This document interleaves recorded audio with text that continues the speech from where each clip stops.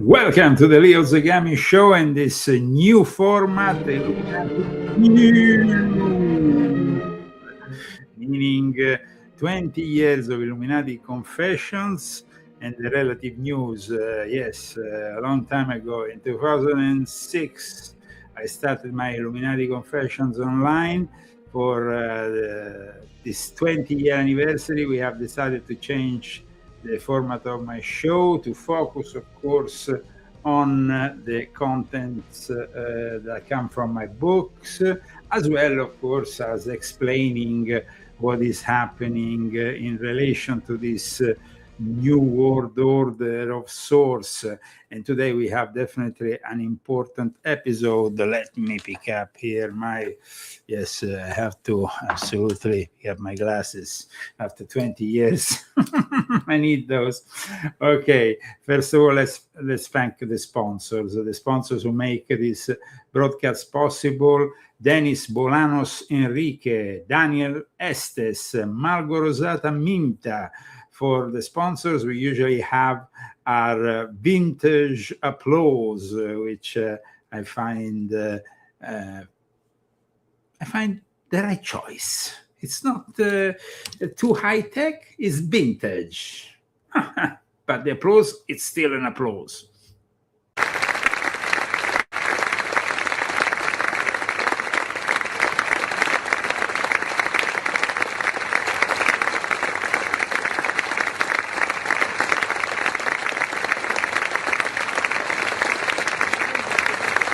If you want to become a sponsor of our show, you can do it. You can do it, of course, also anonymously if you want. Thanks to the sponsors and to the readers of my books, we managed to carry on this important broadcast.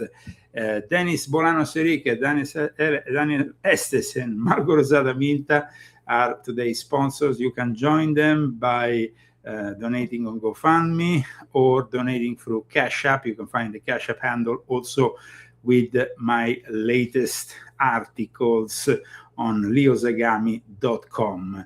And we all know what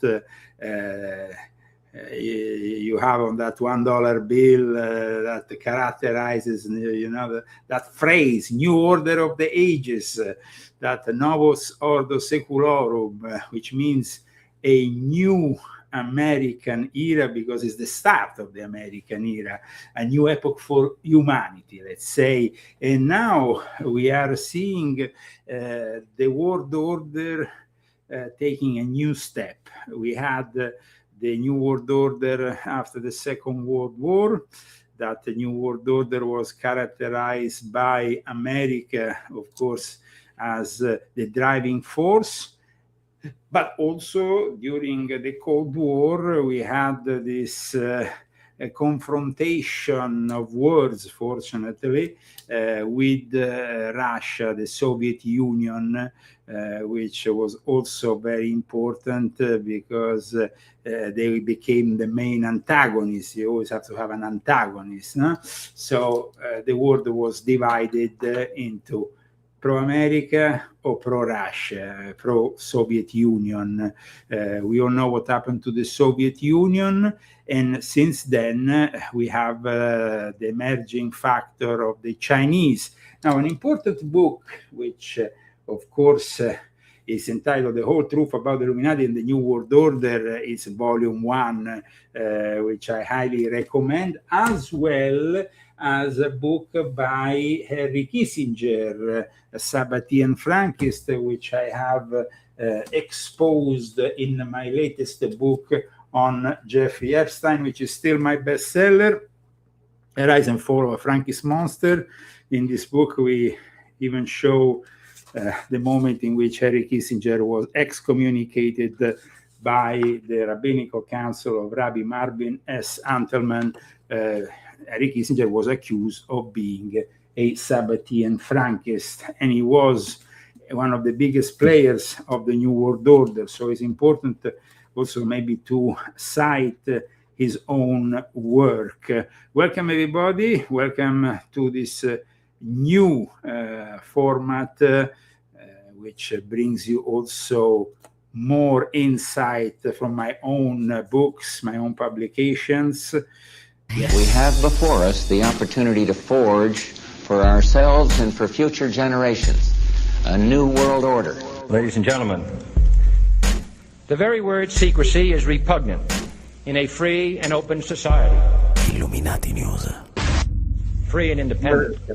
Welcome to our show. We have before us the opportunity to forge for... Yes, we have the opportunity. Don't worry, Bush. We have the opportunity, but we are already seeing also this new world order being characterized by free players, and it's a new world order which in a way replicates what we already saw in George Orwell's 1984.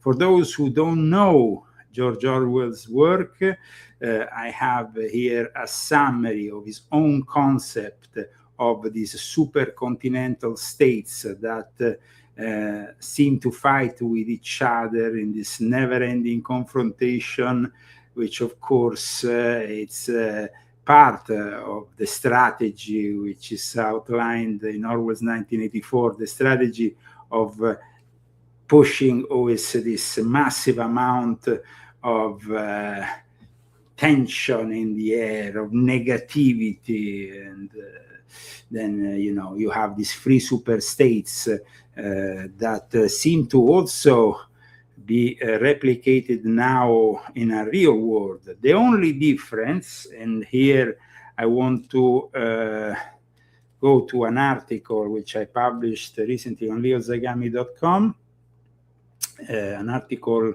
which is entitled The Truth on the New World Order, Trump and the 2026 Birth of the Continental Superstates.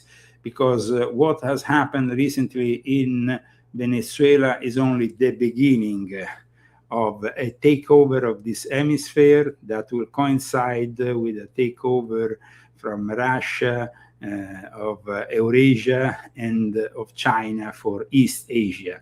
So this is an article which, of course, you can go and read if you want to have an even deeper insight. But today in our show, we will try to help you out understanding a lot of these elements. Oceania, Eurasia, and East Asia. Nowadays, Oceania can't be controlled, at least formally, by Great Britain, because Great Britain is no longer that immense empire which was still powerful at the time George Orwell wrote this book, 1984. Now it's, of course, the United States controlling the area called Oceania.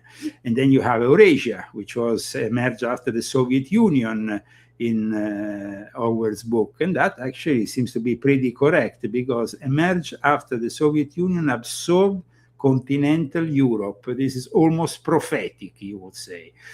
And then we have East Asia, formed later, comprising China and neighboring areas.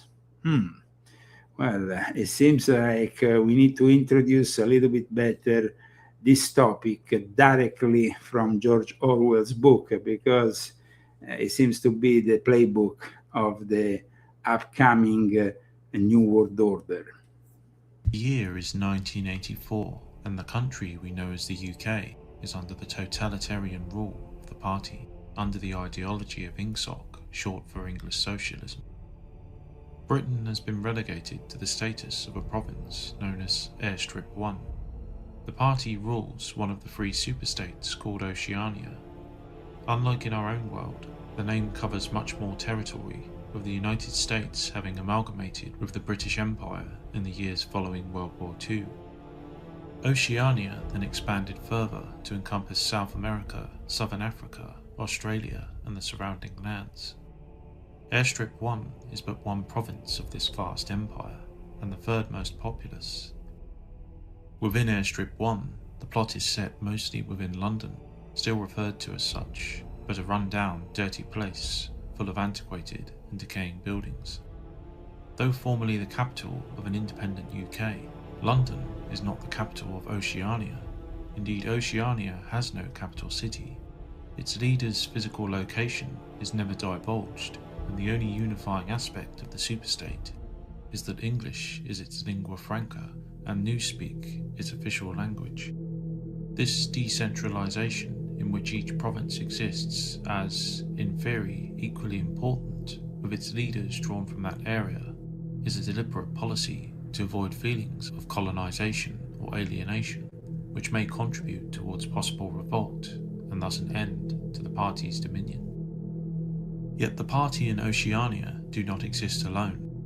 Around the same time Oceania emerged, the superstate of Eurasia also came into being, its permanent borders stretching from Portugal to the Bering Strait, as a result of Russia absorbing mainland Europe and much of Asia after the Second World War. The third and smallest of the three superstates, East Asia, took around another decade to form following this, after years of confused fighting, and settled into its permanent borders containing China, Indochina, the Korean Peninsula, as well as the Japanese home islands. Each superstate, as described in 1984's in-universe book, The Theory and Practice of Oligarchical Collectivism, is effectively a self-contained universe, each population heavily constrained from contacting the others, and under the dominion of a totalitarian party. So each supercontinental state is, of course, isolated, compartmentalized in this new world order. Like I explained in my article, before getting to a one world government, we will have this interim, this stage in which these three supercontinental states emerged. And one is the United States, the other one is Russia, and then, of course, China. Somebody is asking me, what will Israel fit in? Now, in regards to George Orwell in 1984, the whole area of the Middle East and part, very big chunk of Africa, is actually in perpetual conflict and is not really ascribed to one or the other zone of influence. It's simply the battlefield. So it's almost like Orwell was presenting to us a Middle East in eternal conflict, a little bit like I've described also in volume 10 of my Confessions.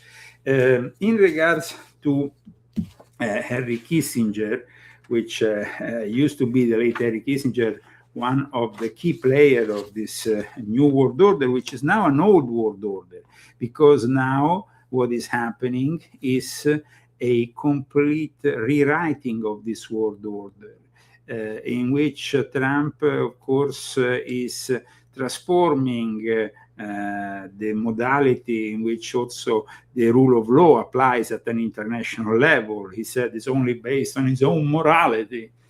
Well, in reality, we know that Greenland as well as Venezuela are, of course, key components of this new world order and of this continental superstate, which will be Oceania, which will include, of course, the whole of the United States, Central America, South America, and also Canada.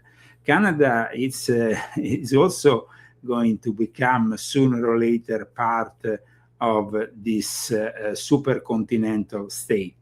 And at the same time, Maduro's capture might seem a blow to China or Russia, but in reality is already being held as a blueprint for what is going to happen in Taiwan, because to each their own piece of the cake.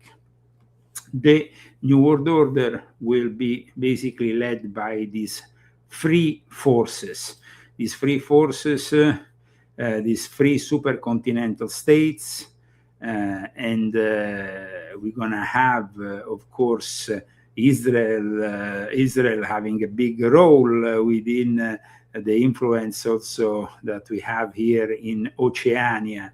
But Canada, like I said, is also going to probably be like Mexico, the next country to be forced to give up gradually their sovereignty. Trump says the US will begin strikes on cartels in Mexico.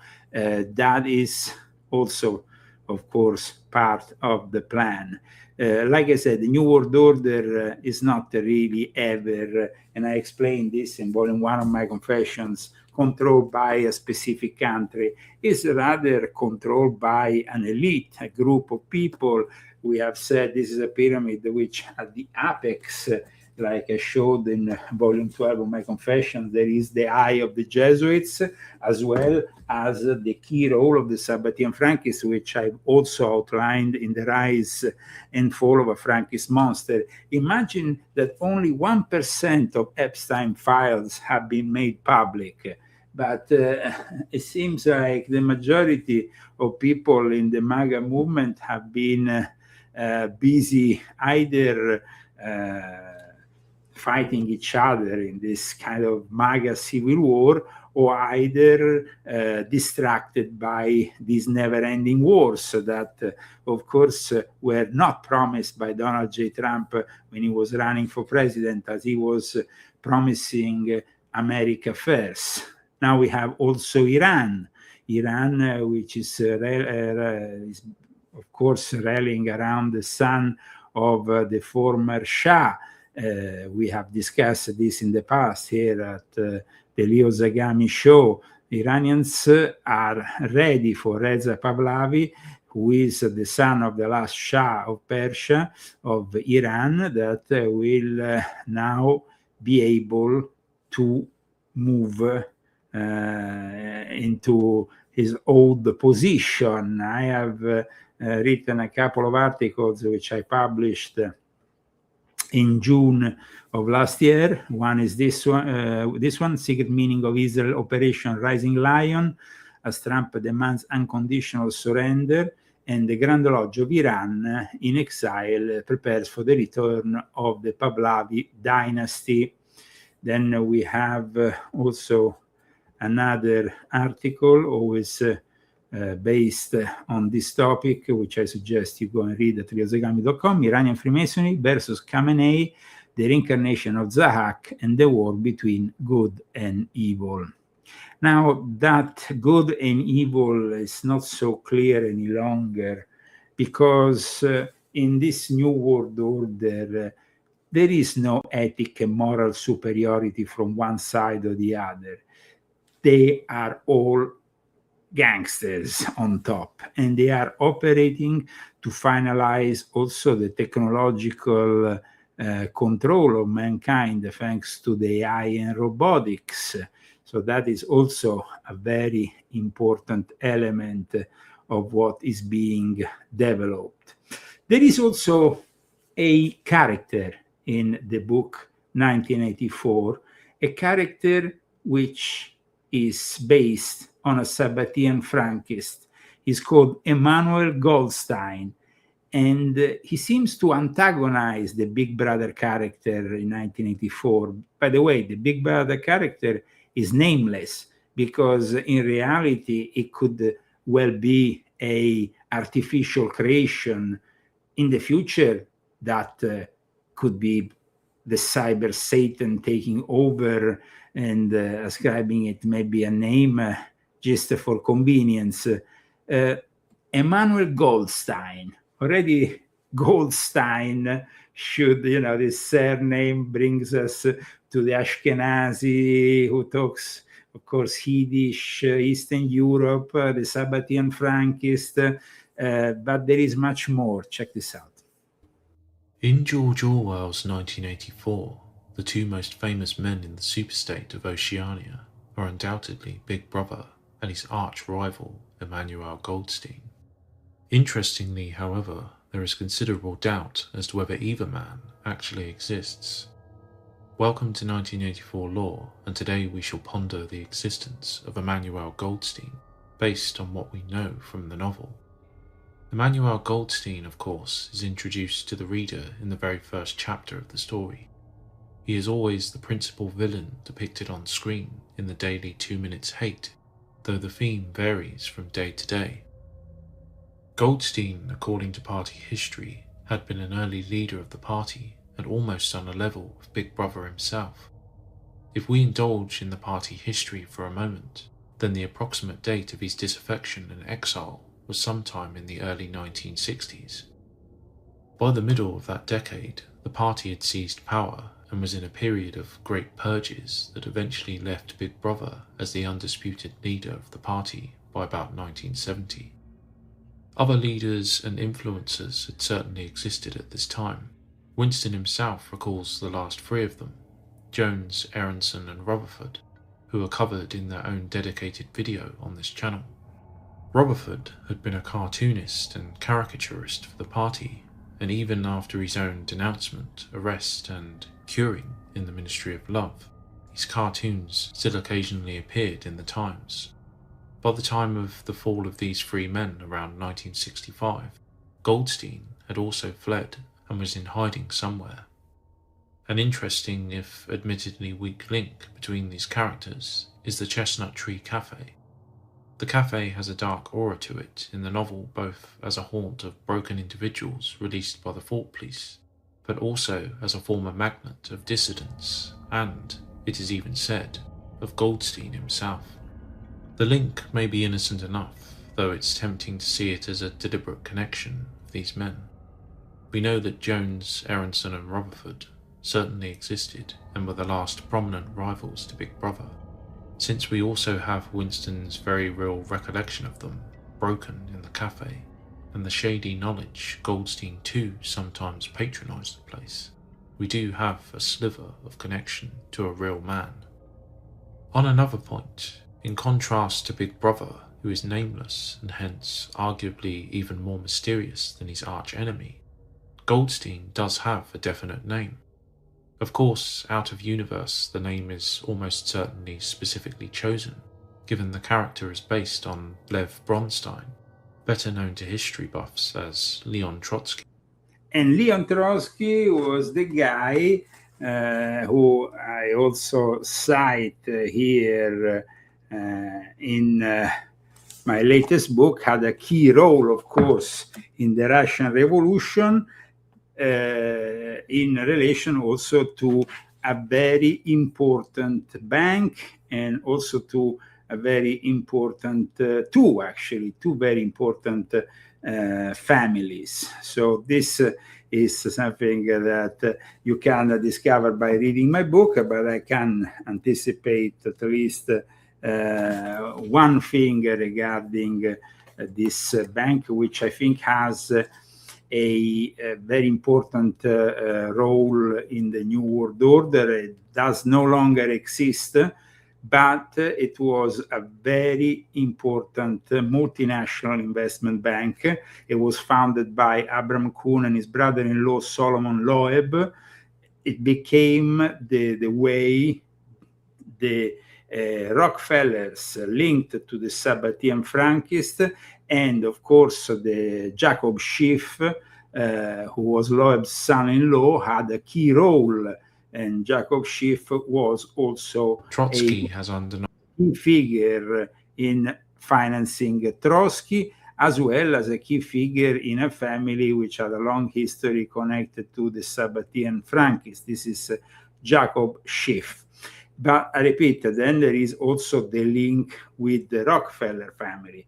Why am I starting from here? Because with the Rockefeller family and with this specific bank which I've mentioned and I will discuss now, there is that link to Rockefeller, and the Rockefeller family, of course, is the one, together with this Kuhn Loeb and Co., which worked very much as a principal rival of JP Morgan and Company, and it became a very important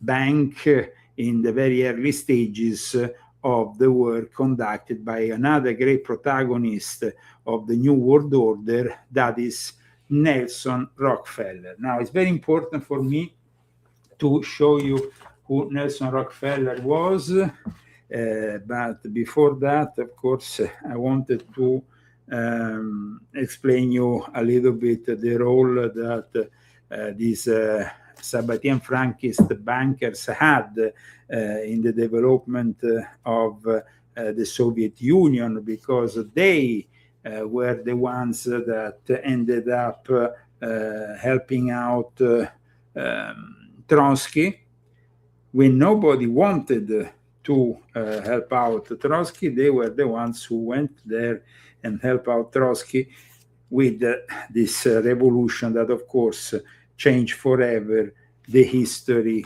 of Russia. Orwell's, at least, with Orwell's big baddie in the novel, having himself been a prominent leader of the Bolsheviks in the earlier years of the October Revolution and Soviet Union. Trotsky led the Red Army during the Civil War and was supposedly primed to take over from Vladimir Lenin as the leader of the Soviet Union when the latter died, only for the big brother-like Joseph Stalin to take the reins instead. Trotsky too wrote a book, The Revolution Betrayed, published in 1936, and moved about in exile before settling in Mexico. Unlike Goldstein in 1984, however, Trotsky did not escape the party and was assassinated via ice pick, dying on 21st of August 1940. This seems to be an interpretation heavily favoured in adaptations of the novel too, the Radford film of 1984 for example, depicting the lean Jewish face of Goldstein with the goatee beard described, which of course resembles Bronstein of our world.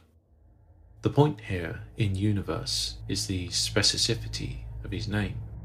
Of course, even if Goldstein were a completely fabricated character within the party history, he would still need a name, or title at least, like Big Brother. However, given we know of his connection to real-world Bronstein, and that he too was an individual maligned and despised by Stalin and other Bolshevik leaders. Okay, so here I cite page 135 of my latest book. In 1917, a Jewish Ukrainian, probably a Sabbatean named Lev Davidovich Bronstein, better known later to the world as Leon Trotsky, became one of the key figures in the establishment of the infamous Soviet Union. And then I forward to where I state the fact that, of course, there was the involvement of Kuhn Loeb and Co. of New York, the investment bank, and the legendary German-born Jewish-American banker Jacob Henry Schiff, who died in 1920 and would allegedly help Trotsky and his comrades break through the British blockade with a check by Max Warburg of Hamburg. The Warburg family was also connected to this important investment bank. They were all related, one with the other. In fact, if you even go here on their Wikipedia page, you can see that aside from other information, it says, in the firm early years, intermarriage among the German Jewish elite was common. because that German Jewish elite was, of course, Sabbatean Frankist. Consequently, the partners of Kuhn Loeb were closely related by blood and marriage to the partners of J.W. Seringan, Spey & Co., Goldman Sachs & Co., Lehman Brothers. In fact, then it will eventually merge into Lehman Brothers, and we know what happened in 2008.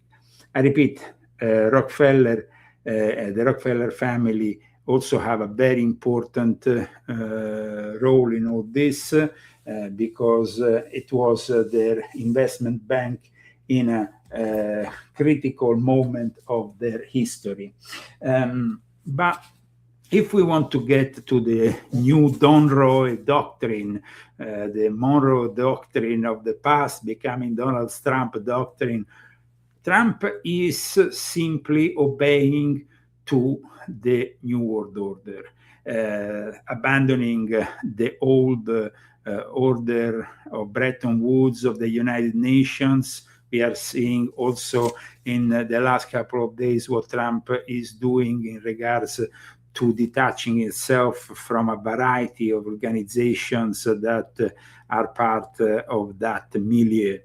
So in a book called Thy Will Be Done, Gerald Corby with Sharon Dennett, it actually gives us an idea of the conquest of the Amazon, Nelson Rockefeller, and evangelism in the age of oil. Because what is happening in Venezuela is actually something that Nelson Rockefeller, a very important figure in the development of this new world order, had materialized after the 1920s, 1930s onwards, and until Chavez took control, there was an absolute certainty that the Venezuelan connection will be always a reliable source of oil. And this, of course, this book explains how Nelson Rockefeller was connected also with MK Ultra. It was connected with psychological operations. In fact, I think it was Eisenhower who nominated him when he was very young in government, in charge of also, amongst other things, psychological operations. Let me show you some pics of interest that here you have, for example, Nelson Rockefeller stands by his family, the wing of the New York Metropolitan Museum donated by his family. But also there is his role is very important in all the post-World War II creation of this new world order. And of course we have his friend Henry Kissinger. Let's not forget that Nelson Rockefeller was also connected to what they called the Rockefeller Republicans. His role in politics in America was very influential. So aside from being a part of this important family, who, as I've shown you, was working hand in hand with the Sabbatean Frankists, because Paul Warburg, Felix Warburg, Mortimer Schiff, Benjamin Buntenweiser, Levi Strauss, Sigmund Warburg, founder also of S.G. Warburg, an important investment bank in London, they were all interconnected with the investment house, with John D. Rockefeller. They were the investment house of John D. Rockefeller. And I'm not stating anything conspirational here, but just realistic. You can read it. Kuhn, Loeb & Co. has acted as the leading investment house for John D. Rockefeller through the guidance of his investment banker, Frederick T. Gates. Now, Standard Oil, of course, very interested in Caracas and in what was happening when they first found oil there in Venezuela. So let me give you a resume of what happened in the past, because now, of course, we have the CIA that has taken control of Venezuela by simply leaving the loyalists of Chavez there in place to lead Venezuela without any significant change. Now, it's very important, though, to explain how I am connecting all this to 1984 and to a situation where the world will be eventually divided in three. Because, first of all, I explained the fictional world of 1984 is in reality a playbook. In Oceania, of course, the reigning ideology is INSOC, while in Eurasia it is known as Neo-Bolshevism. Third and finally, a similar party rules in East Asia under the philosophy of death worship, or more accurately, the ideology of obliteration of the South. Though named differently, however, the essential structure of each is practically indistinguishable. Most of the people within these superstates are proles or non-party members, essentially the crushed and poverty-riven masses who labour and breed to sustain the economic life of each territory. In each, there is a party equivalent, and extrapolating from the book, in which we know the party is divided into an inner and outer party, we can surmise a similar structure exists in both Eurasia and East Asia. Around 13% of the population of Oceania are outer party members, effectively the skilled or civil servant class, who execute the policies of the directing brains of the state, collectively known as the inner party, comprising just 2% of the population. At the apex of each society and state sits Big Brother or his equivalent. Around each figurehead, a cult of personality is maintained, the book explaining that, quote, Big Brother's function is to act as a focusing point for love, fear, and reverence, emotions which are more easily felt towards an individual than towards an organization. While on the surface this lack of ideological difference may indicate a peaceful coexistence, the truth is anything but. Warfare within the 1984 universe has become continuous and limited. Since each superstate operates under a similar ideological structure, each requires a permanent state of conflict to maintain its party's hegemony indefinitely. An endless state of limited warfare maintains the strict hierarchical structure of each society, while also wasting vast resources and manpower that would otherwise be channeled into areas that improve the general well-being for their populations. Like mutually supporting legs of a tripod, even if desired, each superstate cannot really be conquered even by a combination of the other two. Oceania's core territories are protected by the vast Atlantic Pacific Oceans, while the sheer enormity of the Eurasian landmass makes conquest unlikely. East Asia too is insulated from such a fate by the sheer size and industriousness of its population. By the year 1984 in the novel, warfare between each superstate has been largely limited to smaller numbers of professional troops in disputed areas, as represented by rough quadrilateral area, its corners at Tangier, Brazzaville, Darwin, and Hong Kong.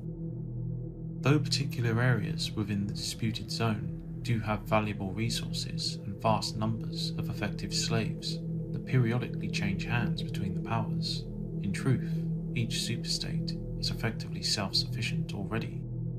In keeping with the principle of doublethink, the leaders of each state both understand and suppress their understanding that the war is unwinnable, or more accurately, the war is not meant to be won, but maintained to create the war atmosphere.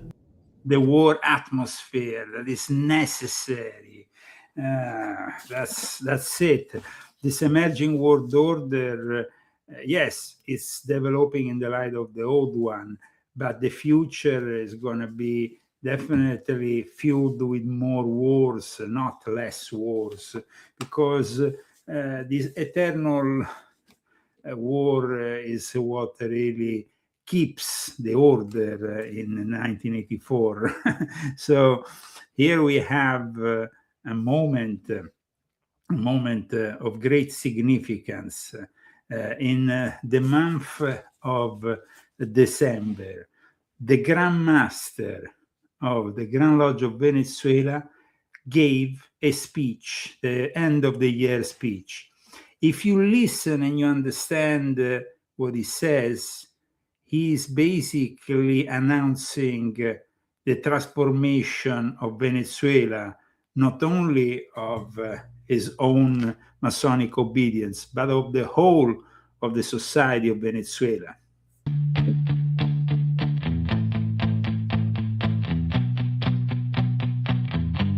Here we have, of course, the headquarters of the Grand Lodge of Venezuela and his Grand Master, who is a very influential guy. La gloria del gran arquitecto del universo, salud, fuerza y unión.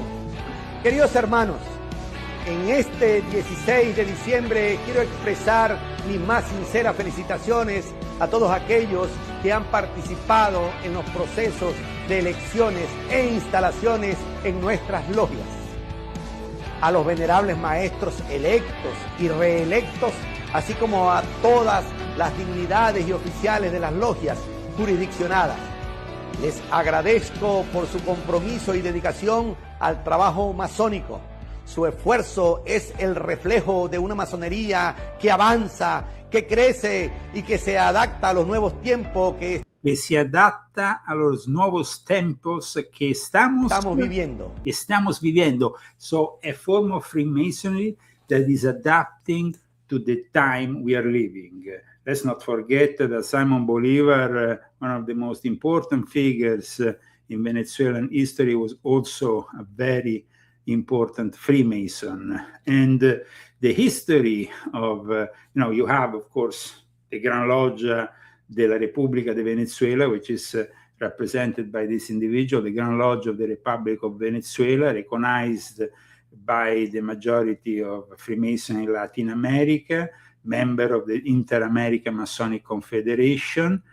And then you have, of course, some irregular obediences, which have been created a little bit like in Italy, moments of turmoil. And that's where we have, of course, the Grand Lodge of the United States of Venezuela. Then you have the Grand Lodge of the East, the Sovereign Grand Lodge of Craft of Venezuela. There is the existence of dissident groups. And one thing that most of you might not know is that the Freemasonry in Venezuela has protected in different times in recent history two key figures of Italian Freemasonry and of the Mafia. I'm talking about Licio Gelli from the P2 Lodge, the worshipper master of the P2 Lodge, who was in Venezuela until 1987 when he gave himself up to the Swiss authorities, who later on sent him to Italy. He was at the time, of course, a guy officially wanted by the international police. Licio Gelli, the worshipper master, was protected by Venezuelan Freemasonry. And I'm not just stating that out of thin air. Even in this article, which was published immediately after his death by Quotidiano Nazionale, they specifically talked about the fact that Licio Gelli, after the names of the P2 part of the names, only 962 out of 2,500 in reality, had been discovered and made public. But as you can see here, it says he found refuge in South America, where he stayed a long time between Venezuela and Argentina.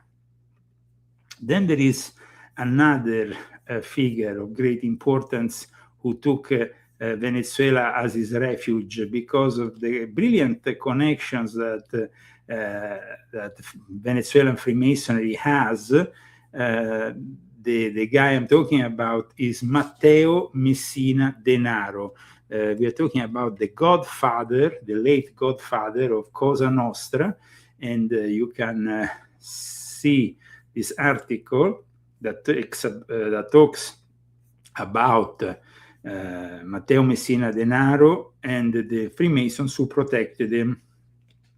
Matteo Messina Denaro, I repeat, was the godfather of Cosa Nostra. He will be eventually arrested 3 years ago, only when he was almost at the last stage of his cancer, and so he was about to die. So that's when he gave himself up, basically, but he was protected by Freemasonry in Italy and internationally. And in fact, here, if you check out, it says traces of the head of the mafia were found from Sicily to Venezuela, and also England and Spain. Venezuela. Matteo Messina Denaro, like I said, was the head of Cosa Nostra. I mean, you're talking about the mythical godfather, and he was the godfather, and he was also protected by Freemasons in Venezuela. This is Matteo Messina Denaro.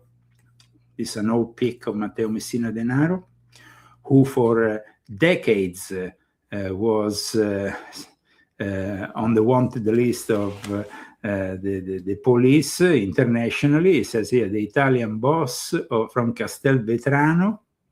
He was considered to be one of the leaders of the Cosa Nostra after the arrest of Bernardo Provenzano and Salvatore Lo Piccolo. And Messina Denaro became a fugitive on the most wanted list of the Italian Ministry of Interior in 1993. And like I said, amongst other places, he was also in Venezuela. CIA connected, of course, because the CIA works hand in hand with Cosa Nostra since the times of Lucky Luciano, when Lucky Luciano got the United States, America, to invade starting from Sicily.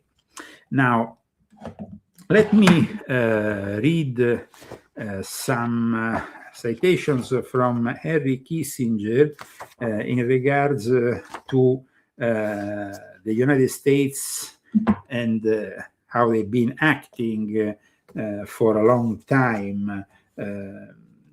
In this book, Henry Kissinger states that Venezuela is a territory of the United States, basically is under the control of the United States, and that the United States always saw their neighbors as areas of influence in this hemisphere. And it says here that for Thomas Jefferson, America was not only a great power in the making, but an empire for liberty, an ever-expanding force acting on behalf of all humanity to vindicate principle of good governance. As Jefferson wrote during his presidency, quoting Thomas Jefferson, "We feel that we are acting under obligation not confined to the limits of our own society. It is impossible not to be sensible that we are acting for all mankind, that circumstances denied to others but indulged to us have imposed on us the duty of proving that what is the degree of freedom and self-government in which a society may venture to live its individual members." So at that point, even before the Monroe Doctrine came around, there was always the perception that wherever the United States was bringing its influence, it was an extension of its values. And its values, of course, as Kissinger explains, were the values also partly imported with the various Christian sectarian realities, like the Puritans, for example. No? Now, in regards to China, Asia and the international order in China, Kissinger played a key role with his strategy of mutual deterrence based on the nuclear arsenal, the growing nuclear arsenal of both the United States and the Soviet Union. And that brought the New World Order after the Second World War, because China didn't have a nuclear arsenal. And for that reason, Taiwan stayed independent. Now, things have changed. And China, of course, has a different take on things that even Kissinger outlined already in this book, that basically in the sinocentric vision of things, the view of Chinese, the emperor of China had already in the old days of the empire, China saw itself as being the owner of earth, of everything under heaven.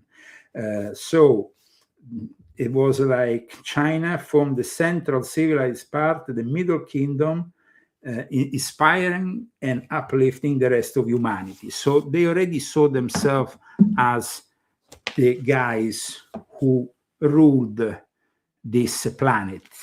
Now, you have also in this book a whole thing about the tradition of Iranian statecraft, which is quite interesting in relation to what is happening nowadays. We have seen, of course, the message that was sent by Pahlavi, who said now is to occupy, is not only to protest, but to conquer all the centers of power, all the cities, because we are talking now openly of a regime change, of course, that is about to happen there in Iran. And here it talks quite a lot about the roughly 2,500 years. There is really a lot of history in also the Pahlavi dynasty, of course, but also in the dynasties that occurred before. In my book here, Confessions of an Illuminati, I explained how this new world order was transforming itself. And like I said, going towards a one world government, but this doesn't happen in a day. First, there is a division between the three major players. So it's not about saying Trump is evil or is not evil. Trump is simply doing what the people behind the scenes are dictating him to do. He is being compromised. If he has only released 1% of Epstein files, there must be some degree of compromise that we are not yet capable of fully grasping. And of course, in all this, there is, in this emerging world order, there is a war against religion, a war against God, and the creation of a one world religion that is already coming together. We see also the Vatican since 2018 with their alliance with China. I've talked about it in volume 12 of my Confessions. There's a whole chapter about the Jesuits in China, because the Jesuits have always been the ones behind the expansion of China and of their influence. If you think about it, Nixon, Kissinger, George Bush could have just ignored China in the 70s. Their fear was that China will, at that point, do what they're doing now, an alliance with Russia, and create a Sino-Russian world order. Well, now their fears are materializing, and China is not really showing us here in America to be our friends or to be thankful for what we have done for them, introducing them to the world of capital, let's say. In the meantime, let's go back to the three supercontinental states that are shaping up in the vision of George Orwell. Maintain each of these self-contained totalitarian societies, despite inherently understanding that the war must be maintained, continuous, and so not won. Even if this were somehow possible, the members of the inner party are yet the most fanatical members of Oceanian society in their fervent belief that world conquest and the destruction of both opposing superstates is an inevitability. The war thus shifts continuously and has done so for the past 2 decades up to Winston's time, Oceania allying with either Eurasia or East Asia against the other, waging endless, limited war in the disputed zone, while likely launching rockets into its own territory, or at least allowing such attacks to create the siege mentality conducive to their totalitarian hierarchical societies, and thus affect a maintenance of their power for the sake of exercising that power. So there we have it, the geopolitical map of Orwell's 1984. The 3 major powers are Oceania, Eurasia and East Asia, with the territory of the disputed zone essentially a necessary and endless crucible of warfare, particular parts changing masters every now and then. If you enjoyed this video, then consider hitting that like button. And we thank, of course, 1984 Lore for this excellent description. We go back to my latest article, The Truth on the New World Order, Trump and the 2026 Birth of the Supercontinental States, because that's where we are heading towards global transformation, and the truth needs to be told.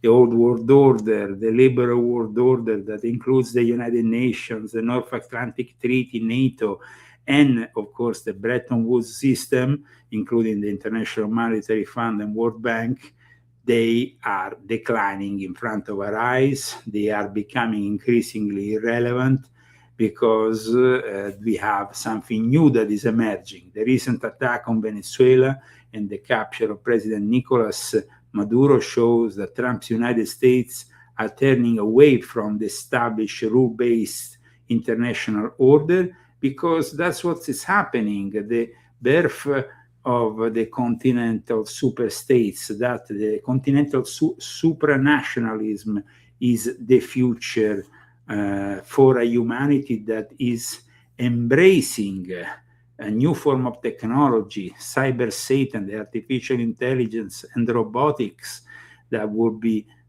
dominating soon, and millions of people will lose their jobs because of robotics and AI. Those millions of people will be increasingly controlled by the big brother that, of course, when it comes to George Orwell 1984, is still a big brother with modest means, because now when we have Palantir, when we have facial recognition, AI, and all sorts of monstrosities to control you, it's a very different situation.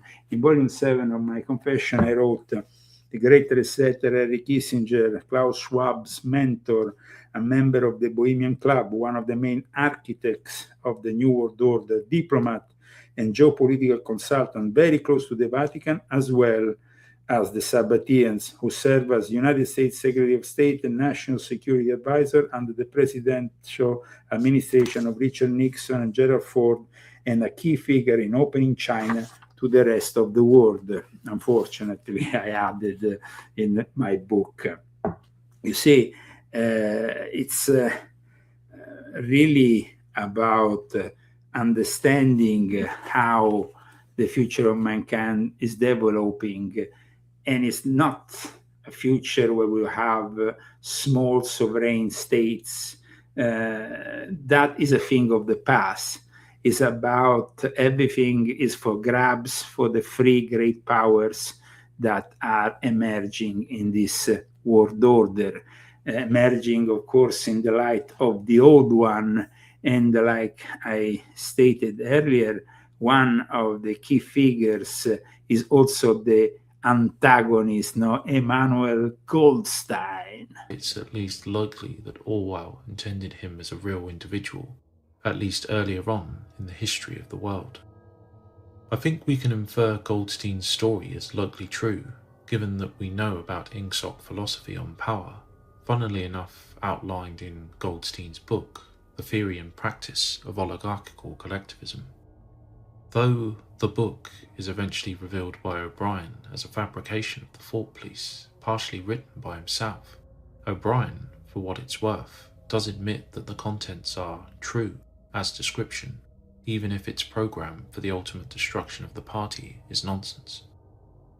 In the book, it's explained that since the new ruling class, or high, knew exactly why they had seized power, that is, for the sake of that power, the high or inner party understood they must carefully structure society in such a way as to retain their power indefinitely. Part of their strategy for achieving this was realizing that such absolute power must be collective. Groups such as the Catholic Church, for example, that are adoptive and collective, can endure for hundreds, sometimes thousands of years, whereas systems in which power is heavily concentrated into a handful of individuals will likely fall sooner to revolution, the wheel of history turning once again. The wheel of history is turning once again.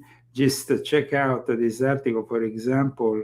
Germany's globalist president says US destroying world order because we are destroying the old world order and we are embracing something new. We don't necessarily think that this new realization, this new product would be better than the old world order. Actually, with the technology that this new world order has at its disposal, it's probably going to be even worse. People don't know that also there is a rich history of the Jews in Venezuela. There were records of groups of Marranos, Spanish and Portuguese descendants who had been baptized to the Catholic faith, but in particular, the Marranos were accused of, because the Marranos were not the conversos, they were not the genuine converts. They were still practicing in secret Judaism, a little bit like what happened with the Shabbatai Zevi later on, and the Sabbatians who became the Domé. Now, since Hugo Chavez took power in 1999, there was a lot of tension between the government and the Jewish population. But then this tension kind of faded out with Maduro. Maduro, who is, people might not know that, Maduro is a Sephardic Jew, is a Sabbatian Frankist. Is a Sabbatian Frankist of the worst kind. Maduro is the typical Sabbatian Frankist who converted to the Catholic faith. We can also write Sephardic Jewish origins. Let me show you. So you can see. So Maduro is a Sabbatian Frankist. It's not simply cited the Sephardic Jewish roots, but his own statements in the public leave his Jewish status unconfirmed because, as old Sabbatian Frankist, he was still very critical of the Jews. You see, the grandparents were Jews from a Sephardic background who later became Catholic in Venezuela. That is a typical Sabbatian Frankist mentality. Welcome to the Leo Zagami Show. I see there is a lot of people who are tuning in. Please share this video, put like if you enjoyed it, and support us with the donations and also with the purchase of my books. Like I said, the motto of the $1 bill is Novo Ordo Secularum. And this motto is very important because this dollar bill was designed by Freemasons and influenced by Masonic symbolism. And it's very important to listen to this passage cited here on a book called Ancient Egypt and Islamic Destiny by Mustafa al-Amin.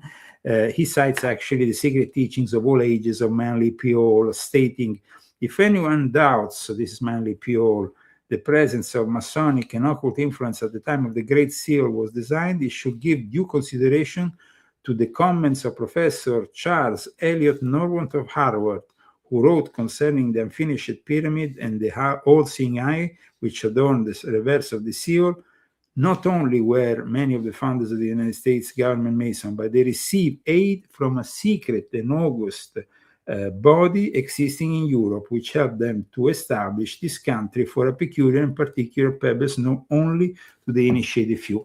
And that purpose is described, of course, also in volume 1 of my Confessions. Thank you so much for tuning in today. I've also showed you briefly the Grand Master of Venezuelan Freemasonry. Más que nunca es esencial reconocer la importancia de premiar el trabajo bien realizado. En un contexto donde la masonería venezolana se encuentra en un proceso de evolución y progreso. So, they are meeting for evolution and progress. His name is José Gregorio Sardelli Bravo, and he is the present Grand Master of Venezuelan Freemasonry, who at the end of last year gave this end of the year speech, which of course, if we actually see it today, we understand was transmitting a message also to those who knew that Maduro was on his way out. Es fundamental que celebremos los logros alcanzados y el camino que hemos recorrido juntos. Hemos logrado construir un espacio donde la democracia plena reina. So we are constructing a space where the democracy will fully reign. Donde el respeto al pensamiento individual y colectivo de nuestras logias y hermanos se han convertido en un pilar fundamental. Es un hecho notorio que hemos dejado atrás prácticas que no favorecían nuestro desarrollo como gran familia masónica. So he is, of course, pushing his message of being a great Masonic family, of respecting the universality of Freemasonry, the fraternity, liberty, and equality for all message that we got in the French Revolution, Fraternité, Liberté, and Égalité. And what we are viewing was definitely a message that can be read now in the light of Maduro kidnapping as almost a warning and a message to all the various Freemasons that something was about to happen, that there was a big turning point ahead. La imposición ha sido sustituida por un modelo donde las decisiones se toman por mayoría en todas las instancias. We will now talk about the fact that his Masonic structure is living in harmony and that they are against any form of totalitarianism. Radica en la claridad con que exponemos nuestros problemas y en la existencia de medios para resolverlos. No se trata del silencio, sino de la capacidad de dialogar, de escuchar y de... So this capacity of dialoguing, of listening, of finding solutions. Machado, of course, found an easy terrain for her Nobel Peace Prize candidacy, and she eventually got it because the Freemasons in Norway, who are the ones in charge of the Nobel Peace Prize, of course, were also listening to the suggestions of the Venezuelan Freemasons. I mean, the Grand Lodge of Venezuela Freemasonry today has a lot of lodges and a lot of members. Let me show you exactly how many members. It claims 121 lodges as of 2006. and 2006 is a long time ago, so maybe they have even more. The Cronologia della Repubblica de Venezuela was founded in 1824. Encontrar soluciones en conjunto. En este sentido, hoy tenemos la oportunidad de enfrentar nuestros desafíos sin recurrir a imposiciones ni autoritarismo. See, this was the space dedicated to Maduro, the authoritarian leader. This was obviously a criticism. It wasn't an open criticism, but it was positioned in a very diplomatic way so that Maduro will not retaliate when this speech was given at the end of December. Necesarios. Este es el momento de seguir adelante, de fortalecer nuestros lazos, de seguir construyendo una masonería que refleje. So this is the moment we have to build something new, a Masonry, a Freemasonry that reflects the value, los valores de la libertad, la values of liberty, la igualdad y la fraternidad. La evolución que estamos viviendo es un testimonio. That the evolution that we are living, says the Grand Master of Venezuelan Freemasonry, Del trabajo arduo de cada uno de it's the testimony of our hard work. ustedes. Y es mi deseo que sigamos avanzando en esta senda de progreso institucional. So they are advancing. Let's not forget that a few years ago, after the 2018 election, there was actually a Freemason that for a time, Juan Guaido, attempted to be the president at interim, and he was recognized by a number of foreign states. This is Guaido, after he was initiated. And this guy was actually guested the other night by Cuomo on News Nation, and they asked him about what was going on, and he, of course, explained that Maduro forced him into an exile, and he's now living in Florida. So definitely, if things are changing now, Juan Guaido might have a new role, because this document from the Gran Logia supports him. See, Gran Logia Central della Nueva York might not be a regular form of Freemasonry from what I heard, but maybe it is. The lodge Benjamin Franklin number 13 gave its full support to this gentleman in Caracas on the 23rd of January 2019. See, here we have Jorge de las Salas, 31st degree, and signed also by the Sovereign Grand Commander Alberto Berisbezia. Now, I showed you a few things that no other show has shown you, so I hope you will continue to support us. I want to leave you with something that we might discuss maybe in a future episode. Turning Point USA, guys. Turning Point USA. Unfortunately, now, with the direct involvement of former Colonel Paul E. Valley, who was the co-author of From Psyop to Mind War with Michael Aquino. I talked about him in volume 11 of my Confessions. Well, Paul Valley is now a council member of Turning Point USA. That's not so good, guys. Actually, it's very bad.